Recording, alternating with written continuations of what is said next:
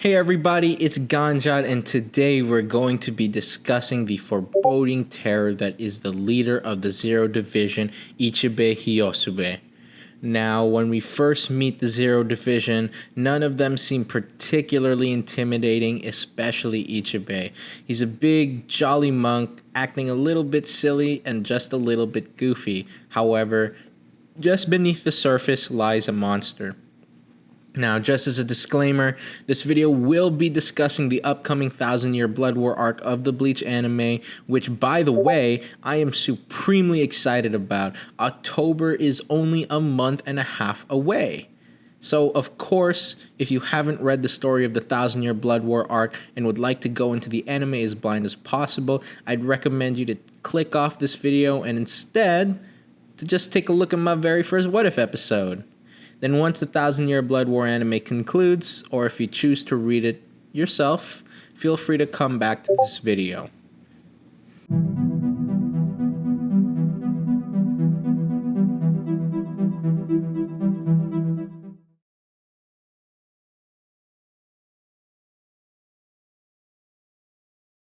There are a lot of unknowns with the Zero Division, especially with Ichibe himself. As the oldest of the Shinigami and as revealed in the Can't Fear Your Own World light novels, Ichibe was present at both the sealing and mutilation of Ryo, the Soul King. Although he was merely a witness and couldn't have changed the outcome, he seemed to have zero qualms whatsoever in what the five great noble elders were doing to the Soul King. Of course, it was for the sake of separating and balancing the three worlds, but even at the very birth of the Saraite, we see a startling lack of empathy from the being slated to become its most powerful leader of its most powerful division. Much of his true character is revealed to us in his battle against the almighty Quincy King Yhwach. Rather than a hero battling against a villain, the lines seem exceedingly blurry, much like the Soul Society's past actions. If you were to witness that fight with no context, it may be a coin flip whether or not you believed Ichibe to be the villain or the hero. Ichibe almost seems malevolent in that fight and takes joy out of humiliating and attempting to destroy Yhwach. Our most clear indication of this is in Kubo's art itself. Such dark, dramatic shading invokes such an aura of menace from Ichibe. In some panels, it's almost as if his killing intent could be felt from beyond the pages. Ichibe makes note to try and humiliate Yhwach, mentioning how it would be embarrassing for him to be defeated at his full strength, and that is why Ichibe cut it in half with his Zanpakuto Ichimonji. Even after the battle and his revival by Ichigo, he notes that the humans could not possibly defeat Yhwach, and yet allows them to go anyway, teasing a possibly sinister plan that I'll discuss later in the video.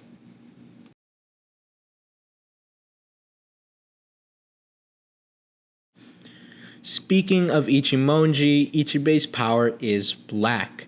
Ichibe owns all that is black and may use and control it as he wishes.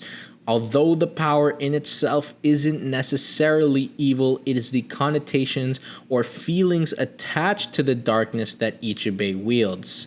Not only the concept of wielding such darkness, but the amount of power he's held and for the amount of time he's held it calls for suspicion.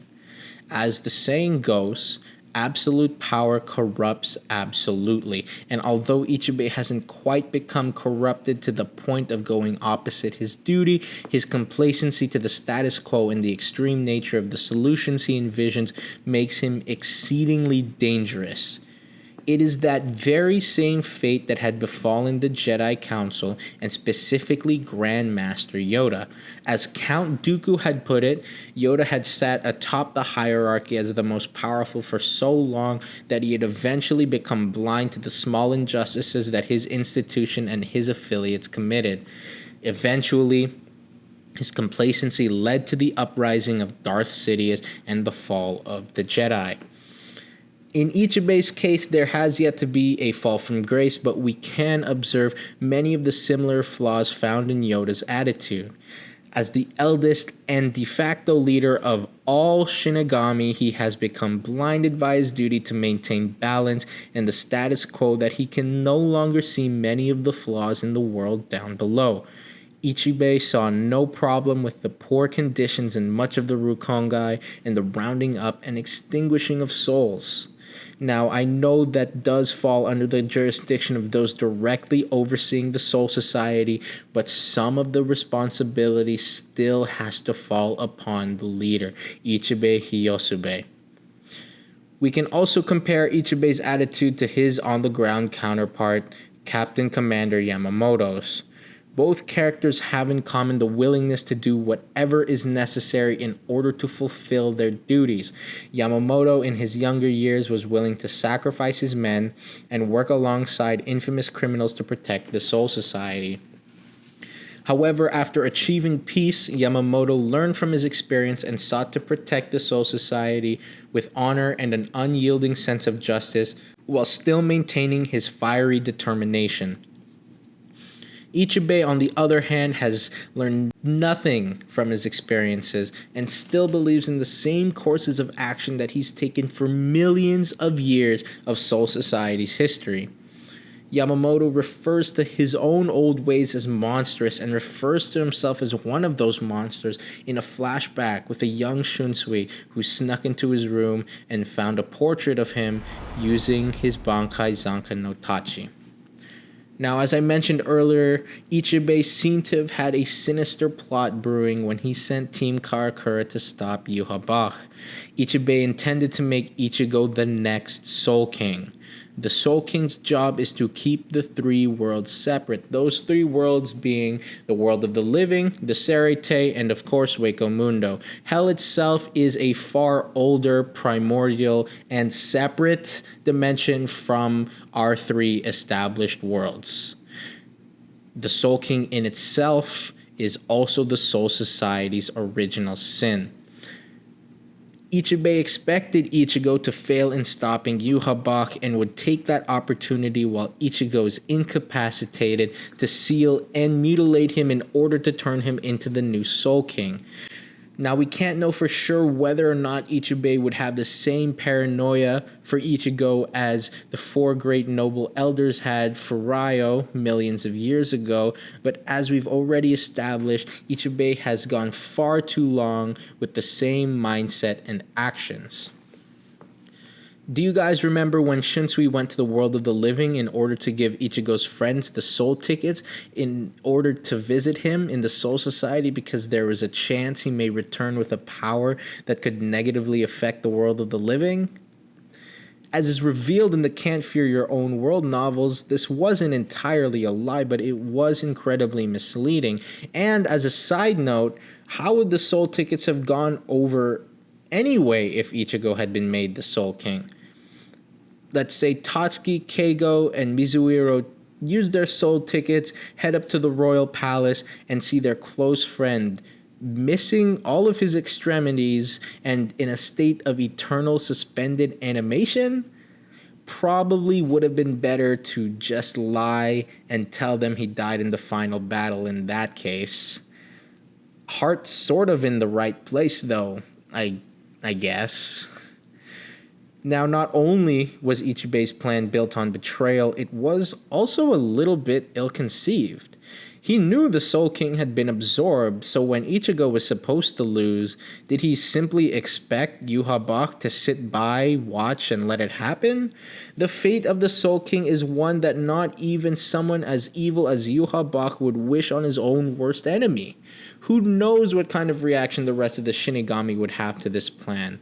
Perhaps infighting would break out, or what is most likely with his character, Ichigo would accept the burden and become the new Soul King, leaving his friends and family forever.